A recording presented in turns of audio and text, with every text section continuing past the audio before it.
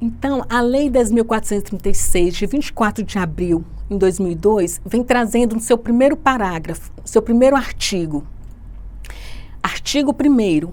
É reconhecida como meio legal de comunicação e expressão a língua brasileira de sinais, Libras, e outros recursos de expressão a ela associados. Parágrafo único.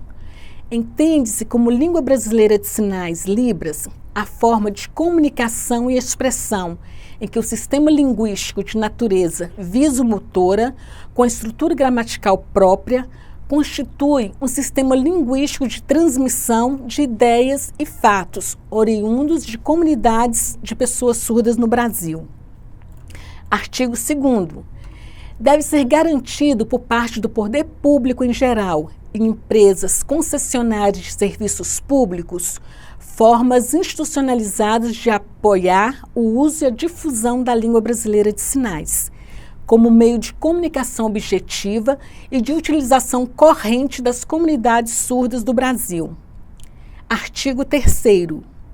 As instituições públicas e empresas concessionárias de serviços públicos de assistência à saúde devem garantir atendimento e tratamento adequado aos portadores de deficiência auditiva, de acordo com as normas legais em vigor. Só lembrando que essa é uma lei, por isso está escrito portador. Atualmente não utilizamos esse termo mais, falamos pessoas, no caso do surdo, são surdos. A identidade deles, a cultura deles é surda. A gente usa nem deficiente auditivo.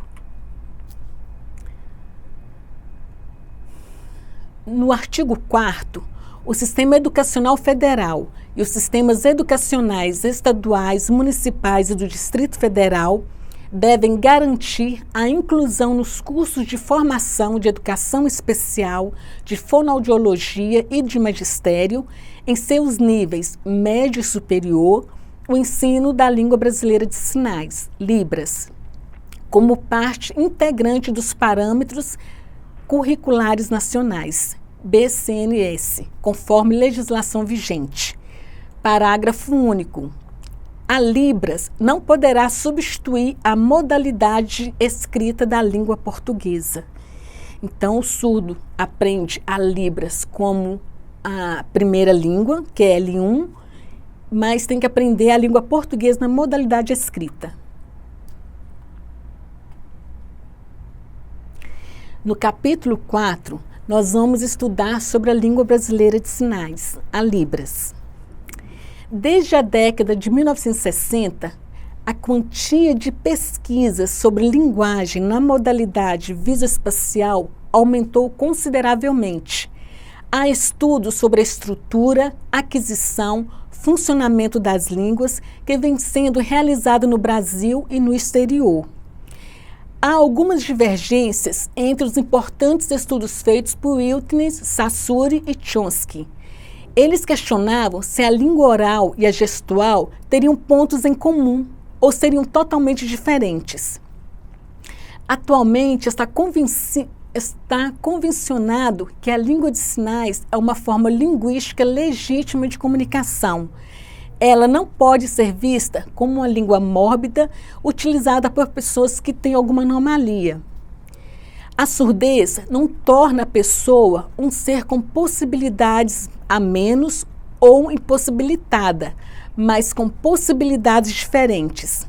Afinal, o surdo possui condições necessárias ao desenvolvimento e aquisição da linguagem e requer professores que levam em conta as diferenças culturais e linguísticas do sujeito surdo.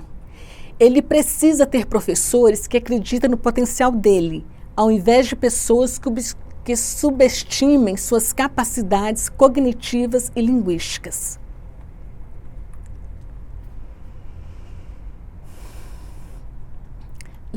A Libras é uma língua completa. Considerando que a informação linguística da Libras é obtida pelo sentido da visão e produzida pelas mãos, a língua de sinais passou a ser classificada como língua gestual visual ou espaço visual. No artigo 2º, deve ser considerado por parte do poder público em geral e empresas concessionárias de serviços públicos formas institucionalizadas de apoiar o uso e a difusão da língua brasileira de sinais, a Libras, como meio de comunicação objetiva e de utilização corrente das comunidades surdas no Brasil. A Declaração dos Direitos Humanos, aprovada em 1948 pela Assembleia Geral das Nações Unidas, relata o princípio da não discriminação, dando a liberdade de proclamar o direito de toda pessoa à educação. Nesse contexto, a educação no Brasil abre um leque de encaminhamentos para assegurar a todos esse direito. As Constituições brasileiras de 1967 e 1969 também levam em consideração os princípios da Declaração de Hayle. O artigo 206, inciso 1º, estabelece a igualdade de condições de acesso e permanência na escola, como um dos princípios para o ensino e aponta como dever do Estado a oferta do atendimento educacional especializado, preferencialmente na rede regular de ensino.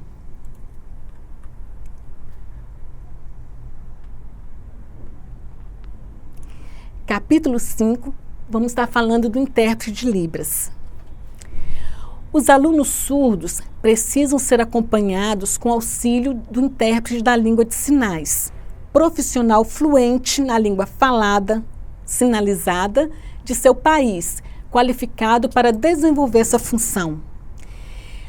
Então, nós temos aqui os alunos surdos, que são bilíngues, ou seja, são fluentes ou vão ter que aprender a Libras e o português, o intérprete também fluente, bilíngue, e o professor que sabe o português.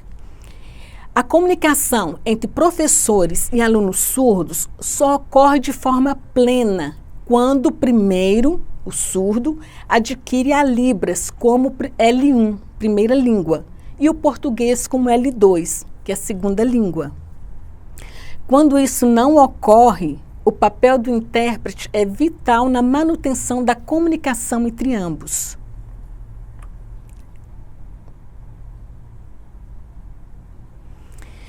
No momento de uma interpretação, o intérprete da Libras precisa mostrar-se totalmente imparcial, sem interferência de opinião pessoal, deve passar confiança e manter sigilo caso lhe seja pedido.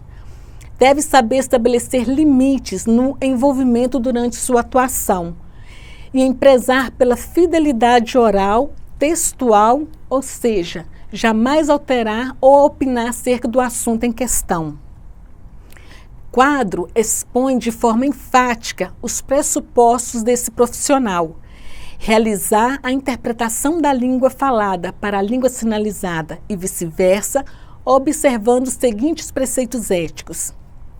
Letra A, confiabilidade, sigilo profissional, imparcialidade. O intérprete deve ser neutro, não interferir com opiniões próprias.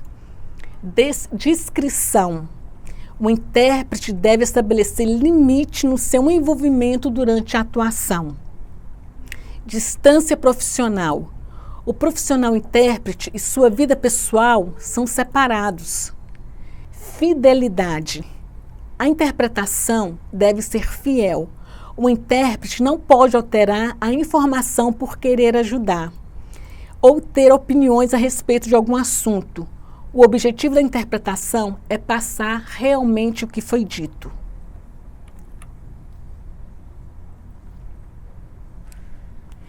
O intérprete precisa poder negociar conteúdos com o professor, revelar suas dúvidas, as questões do aprendiz e, por vezes, mediar a relação com o aluno, para que o conhecimento que seja almejado seja construído.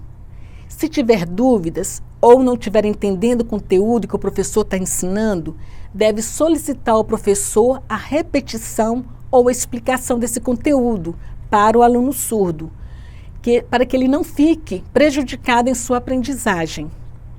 Para isso acontecer, o intérprete deve ter responsabilidade e diálogo aberto com os professores, além de humildade para assumir o que não entendeu.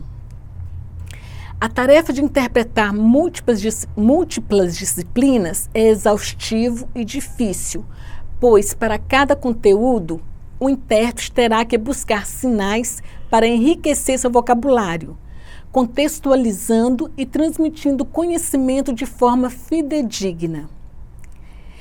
O professor regente não poderá em nenhum momento ignorar a presença do intérprete em sala de aula, pois o seu trabalho estende-se para além de uma simples tradução, já que é por meio dele que acontece o elo de comunicação entre professor e aluno surdo, e, portanto, o processo de ensino-aprendizagem.